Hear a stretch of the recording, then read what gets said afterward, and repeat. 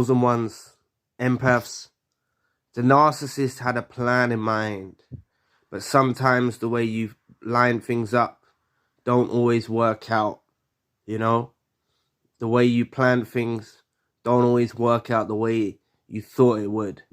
And the narcissist believed you would relentlessly, continuously pursue them after they'd done the discard to you, right?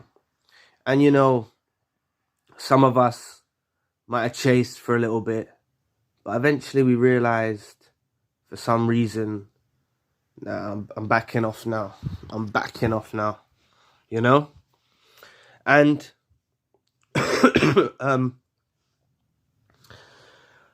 you see, the narcissist involved in my life, the moment they got police involved, it made me detach. I said, wow, this person is something else. And it might be the same in your situation. You saw an action, a gesture, you saw something from the narcissist that made you say, whoa, I'm backing off.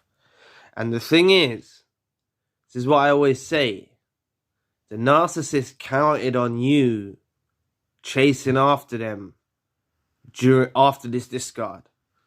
They counted on you always wanting them back. They believed they could always walk back in our lives or let us back in their lives.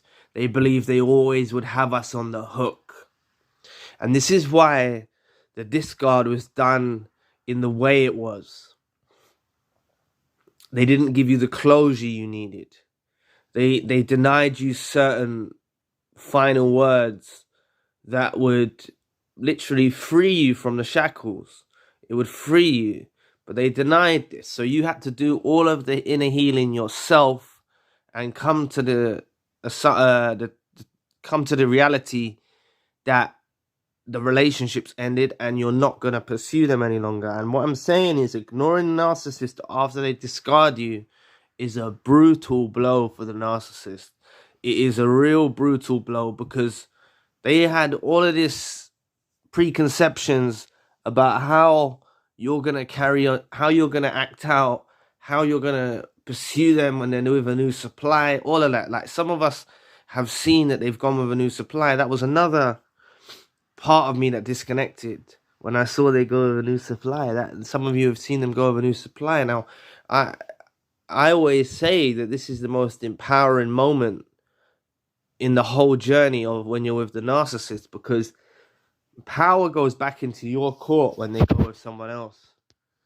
You know, I know this to be true. I know this to be true. As much as it might hurt your ego, it might hurt you to see that someone that you loved at one point went with someone else. This is the time when they realize what they lost, you know? And this is why they find themselves in a conundrum, because they're with a new supply and the infatuation stage is worn off. You're not chasing after them like they thought you would chase after them. They're with a Dusty. They're like, what have I done? They know they've screwed their life up. They ultimately know they've screwed their life over. They've done it in, you know? And here you are now. You're not going to their house. You're not hunting them down. You're not trying to... And they've told the new supply all of this stuff about you, about how maybe, like in my situation, they were probably telling the new supply, oh, I'm so dangerous. They're scared of me, and I'm going to do something. I'm going to do something crazy, you know, because in the last exchanges with the narcissist, they kept saying to me, oh, you're gonna burn down my house. I had a dream you're going to burn down my house. I had this. And they were saying all these things. And I didn't realize they were just preparing their case for when it went to court, because when it did go to court and they started saying all of the accusations, the defense that I gave is like, you know, the investigation is not about these accusations. It's about an email, you know. It was just about the email I sent. So all of the other stuff was just hearsay and allegations that had no evidence to stand on, you know. And that worked in my favor by me saying that. But I'm saying the narcissist, they misinterpreted our love. You see, narcissists don't love, they obsess. And they misinterpret the love that we give as if we're obsessed.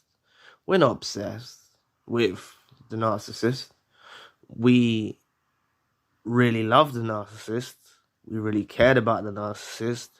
We wanted what was best for the narcissist. Yes, it wasn't a two-way street. They didn't want what's best for us. They didn't care about us, and they didn't love us. They actually obsessed about us. But they misinterpret this, all of this good that we give, to think they're gonna have some type of stalker afterwards, some type of person that's going to relentlessly pursue. And like, this is what I'm saying, I'm not knocking you down here. If you did hunt them down afterwards, I done the same thing. I pursued after for a little time, you know. I didn't hunt them down, but I'm saying I pursued after the discard. So I said it was only until further things arose, like the police and other situations, that I kind of backed away.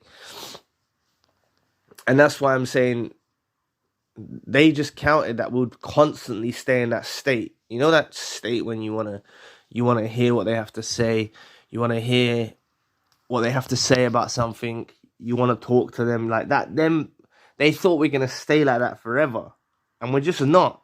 You know, some of you might not be there yet, but I'm telling you, you're gonna get to the point when you're like, I don't care what they say. I don't care what they think. I don't care what they do. You know, and you're literally gonna be firm in that stance. Like, you're just not gonna give two shits about exactly what they're doing. You're just not gonna care about the narcissist. And this comes off as if you're ignoring them. The way they take this is like an insult. This insults them. Please press the like and the subscribe button. Help your brother out. Take 2 seconds of your time. Thank you. But this insults the narcissist. This really insults them, because in the way that they orchestrate themselves in a grandiose kind of way, they act like they're full of themselves, even though deep down they've got low self-esteem, low self-worth. You know, they really believed delusionally that they was more important than they actually was in our lives. And the longer, this is what they don't understand, the initial time, right? The initial breakup, the initial discard, when you're discarded, momentarily, you are caught up, you're hurt, right? And if they actually walked back in your life at that moment, you would have probably took them back, like I would have took them back, right? But the longer that time plays out, right? So this is what I'm saying, you might be somewhere along this journey. The longer that time plays out, you begin to get a feeling of indifference, like you don't care about them anymore. And the roles reverse. Now, they deeply are insulted that you're not reaching out. They're deeply hurt that you're not pursuing them. They're deeply in their feelings about all of this, even though they're with someone else. You know what I'm saying? They've got the audacity to be with someone else and be questioning why we're not chasing after them and hunting them down. You know, this is how delusional they are. But it's just a role reverse, because initially with them, they was infatuated with this new supply. I'm not trying to trigger anyone now. I'm not trying to hurt anyone's feelings now, but they was infatuated with their new supply. You know, they was infatuated, but that wears off very quickly. That wears off, that infatuation. And the more these narcissists go from supply to supply, this infatuation stage wears off quicker and quicker. You know, they're in the game. They're constantly changing people. They're in that world of changing people, and the infatuation stage wears off quicker and quicker. So it doesn't last too long at all. And by the time their infatuation stage has worn off, and they begin to start re-idolizing their ex, re-idolizing you, we're along in our healing journey. And it's like, when we take our healing journey seriously, these lot never heal. oh, I wish if they only just healed. You know, that would actually probably make them less narcissistic. If they actually just took time to self-reflect, heal, do inner work on themselves. Maybe there's a chance, but none of them do that. None of them do the inner work. You know, even if they momentarily change because they go into therapy or they're doing something like that, catch them on a bad day, they'll resort all the way back to their old habits. They'll just be exactly the same. And I don't see any hope for these individuals. We was their only hope, you know. But once you've awakened to what they are, you don't really want a parasite like that around you. Like, I wouldn't want, you know, like, you know, things like poisoning food and that. Like, I reckon these lot are the creatures that do this stuff. You know, like, poisoning you over a period of time. And, you know, doing things like that, making you ill and stuff. And then smiling in your face and going on hospital visits with you. And, like, really they're the one that's making you sick and stuff.